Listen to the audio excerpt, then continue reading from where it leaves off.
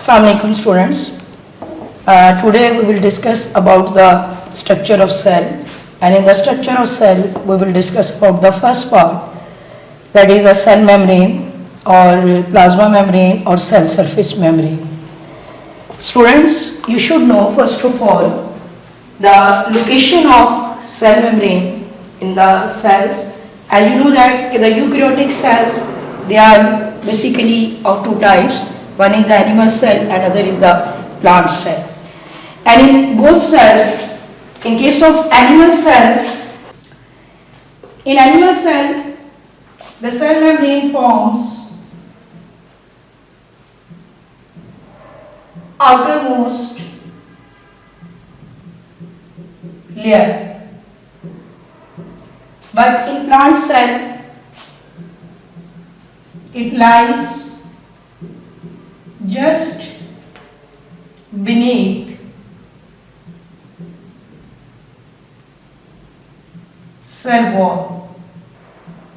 It means in case of plant cell, it forms the second layer of the cell.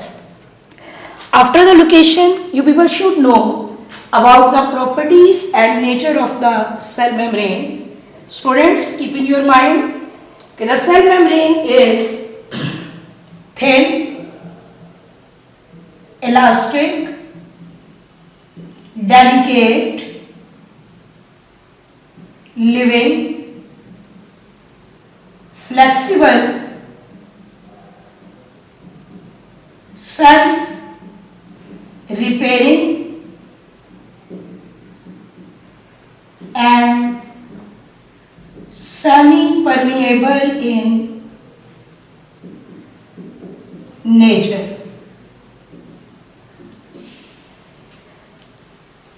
Semi-permeable nature, you know that the membranes, they are classified into three groups.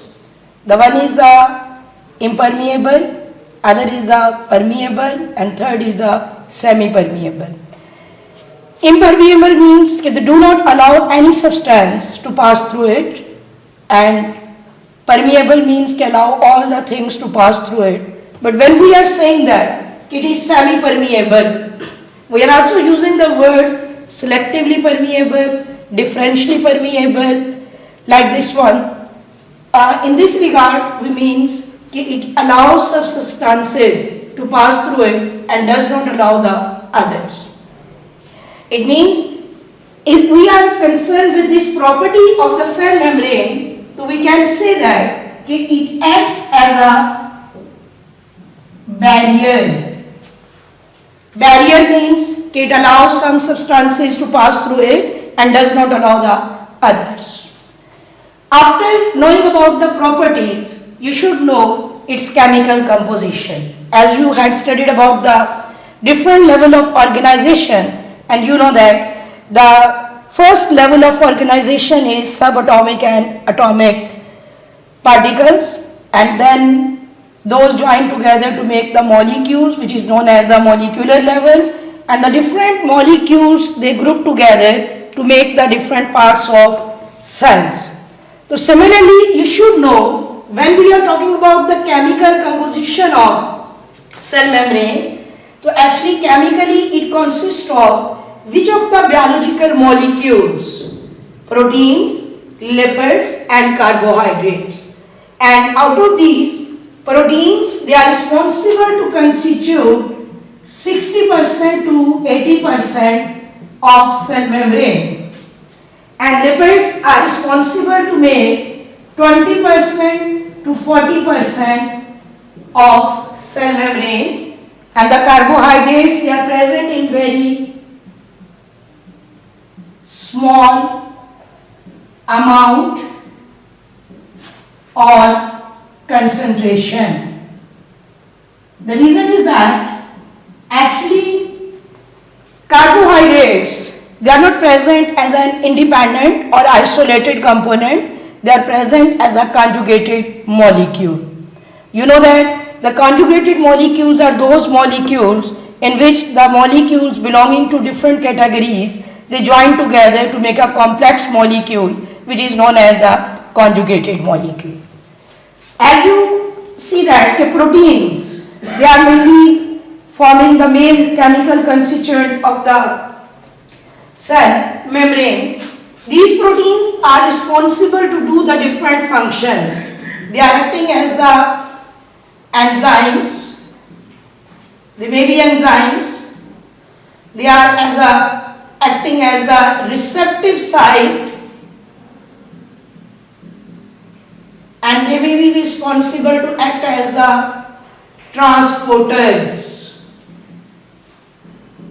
Transporter means they are responsible to transport the certain material from inside to outside of the cell or outside to inside the cell.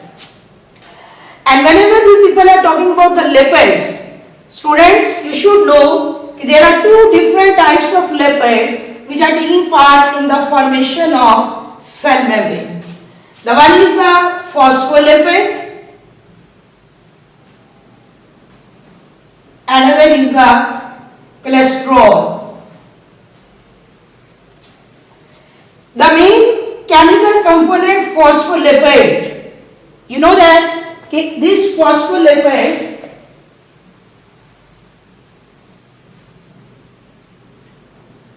structurally represented like this. It itself consists of two parts. One is its head, another is its tail. And students, the head is hydrophilic and tail is hydrophobic.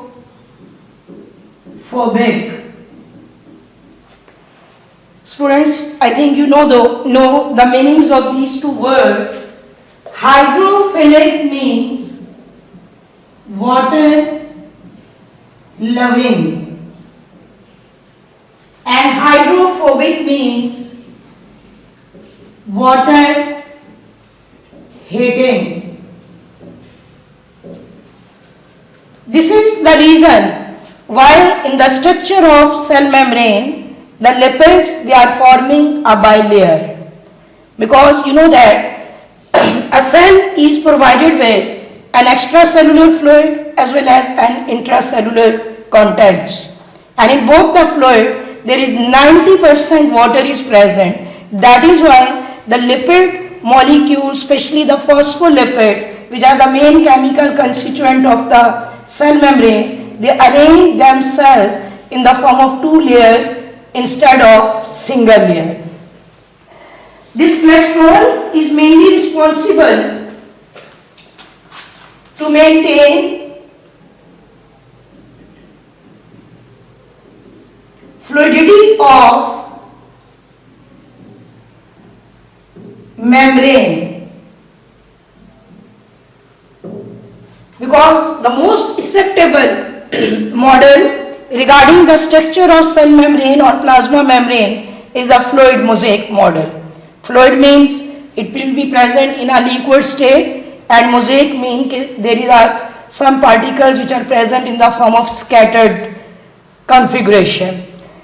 Similarly, whenever we are talking about the carbohydrates, as I had already mentioned, they are present in a very small amount or in a small concentration, and they are not present in an isolated state. Either they are attached with the lipids forming glycolipids, or with the proteins forming glycoproteins. That is all about the chemical composition of cell membrane. And now we will discuss about the structure of cell membrane. Now we will discuss about the structure of cell membrane, and you should know that there are two models with reference to description of the structure of cell membrane. One is the unit membrane model, another is the fluid mosaic model. As we already discussed, the proteins, they are responsible to make the one of the chemical constituent of the cell membrane as well as lipids. According to unit membrane model, these two main chemical constituents, one is a lipid, another is a protein, they are arranged in such a way that lipids are sandwiched between protein layers. Okay, just like a sandwich, there are two bread slices and there is some material is present in it. The proteins are acting as the bread slices and the lipid bilayer is acting as the stuff or the material of which we are making a sandwich. And on this, according to this unit membrane model, the proteins are confined on the surface. But later on this model was rejected and the most acceptable model with reference to cell structure of the cell membrane is the fluid mosaic model.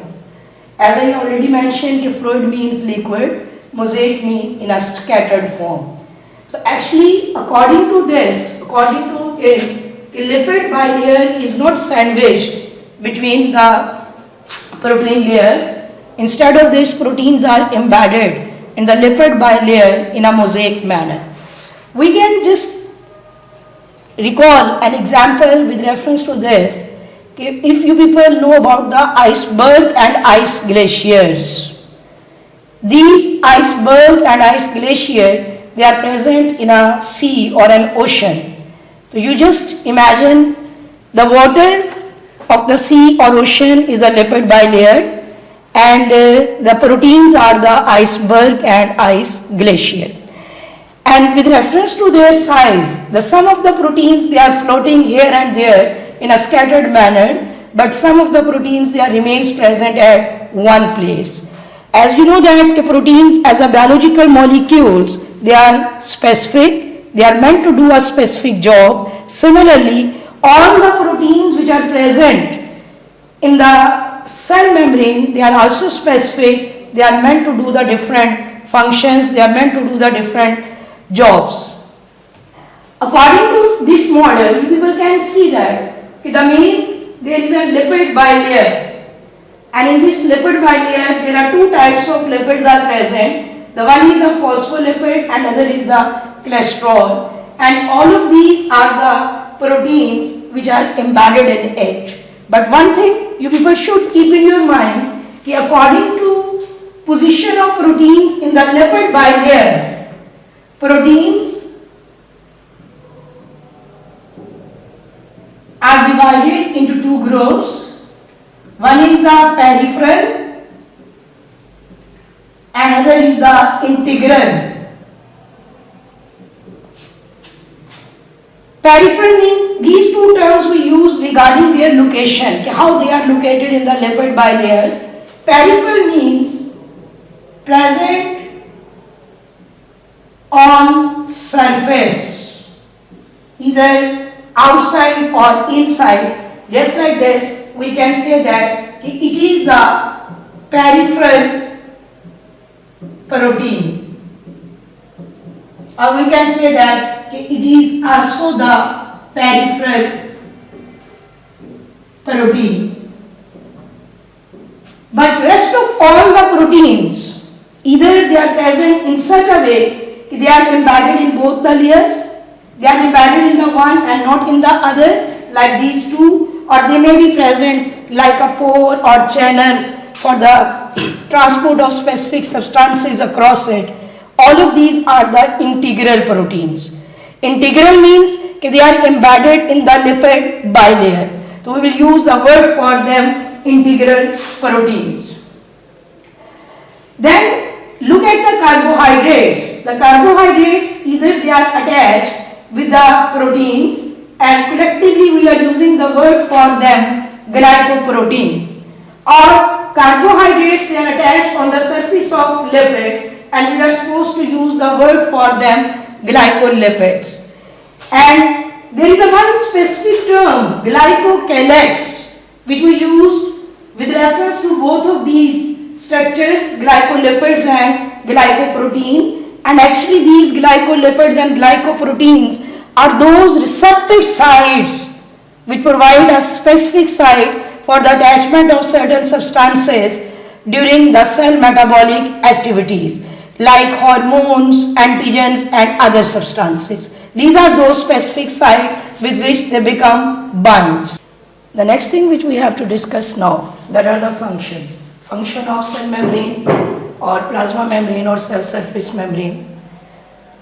The first function is protection, and keep in your mind in this sense, the cell membrane protects intracellular contents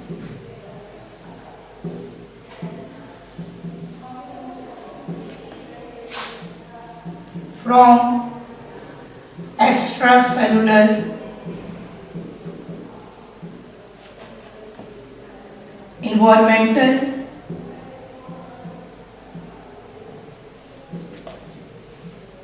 factors. It means it is acting as one of the protective layer.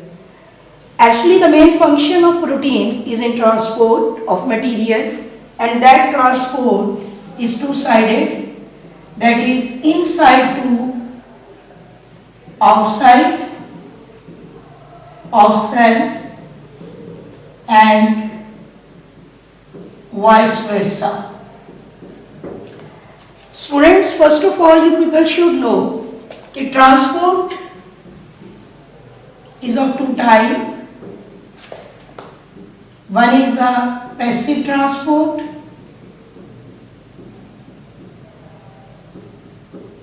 and other is the active transport. And keep in your mind, the cell membrane is playing a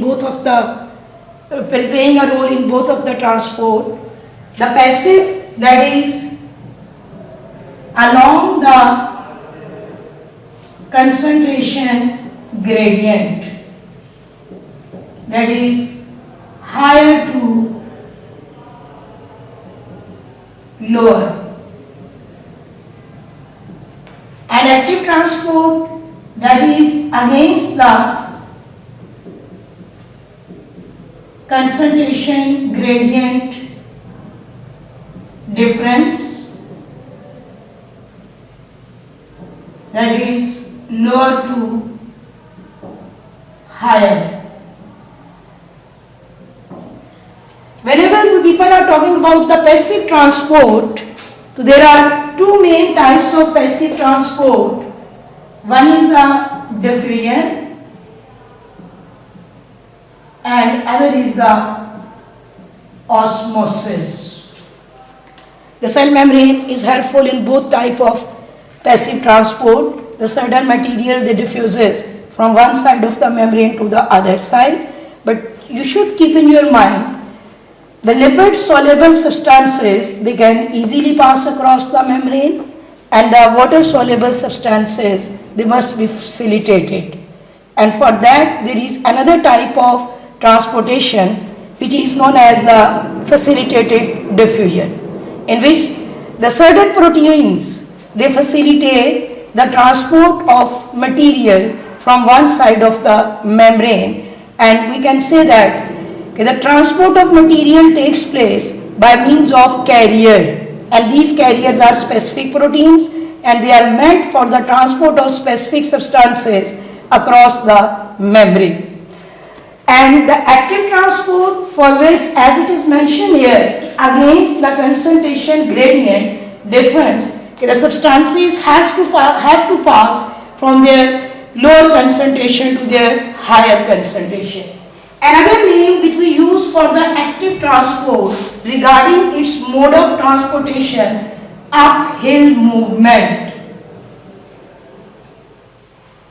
It is also known as the uphill movement. As we know that for the uphill movement we need energy, or if this uphill movement is taking place in a living body, in a cell across a membrane, so for that they require energy, or we can say that there is an expenditure of energy.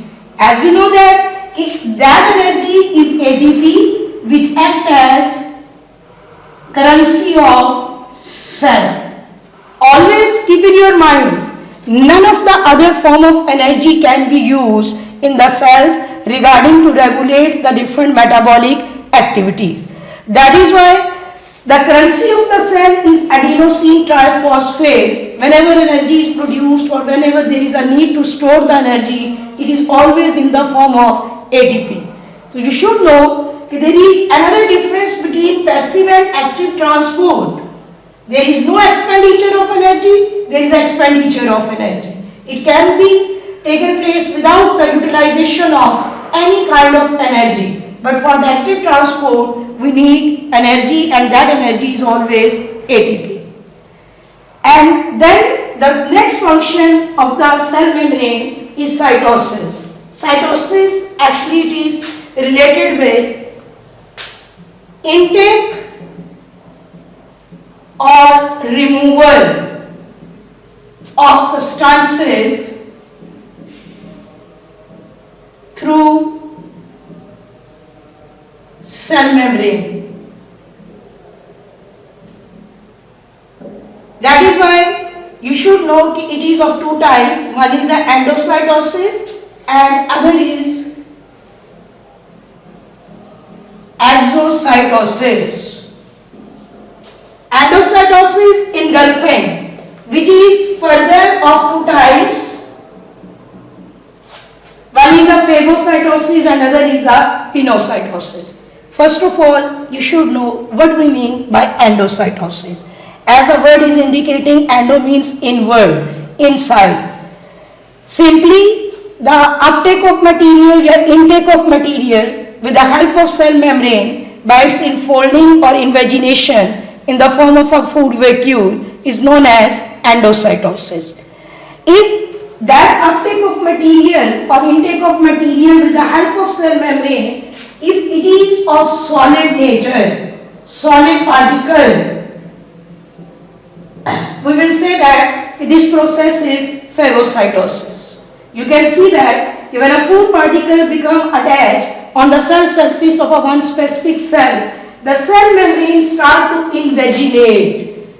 We can say that it invaginates, or we can say that it enfolds, forming a cup-like structure around that particle, and ultimately the two ends of the membrane they fuse together and they cut and come inside the cell, forming a food vacuole. The such type of intake of material with the help of cell membrane in the form of food vacuole, actually it is known as the endocytosis. But regarding its nature, if it is solid particle, we will use the specific term for it, phagocytosis. Similarly, if there is an uptake of liquid material,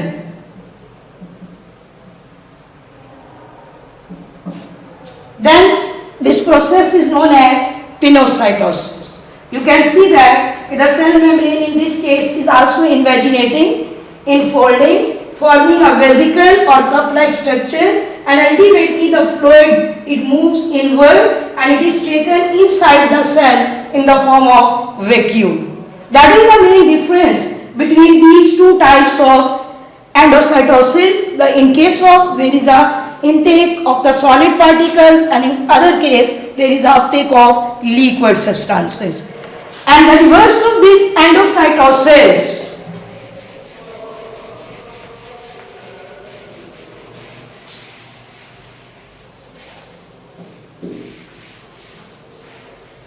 as I had mentioned there, it is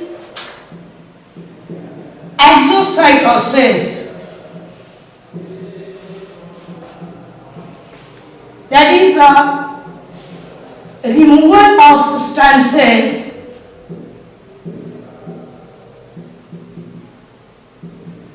from the cell with the help of cell membrane. For example, during a conduction of nerve impulse across a synapse, chemical messengers known as neurotransmitters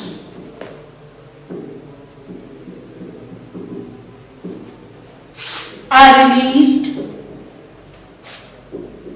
by exocytosis.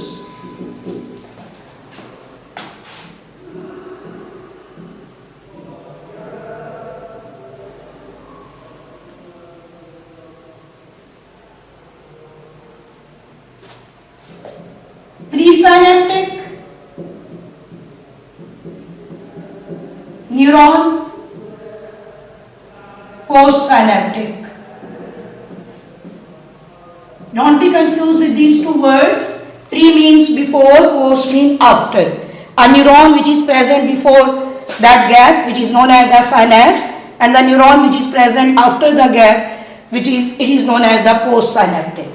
Initially, there is a formation of vesicles in the presynaptic neuron in which the chemical messengers are present, which are known as the neurotransmitters. Then these membrane, they travel towards the cell membrane, they fuse with it and release all the neurotransmitter in this space. So this process is known as exocytosis, the removal of substances from the cell into the extracellular environment with the help of cell membrane. With reference to this, you should know that all of these are the function of cell membrane, and you should study about these function regarding especially the transport in your chapter number 14, which is transport in the animals and plants, and you will study about all of these methods in a detail. Thank you so much. Allah Hafiz.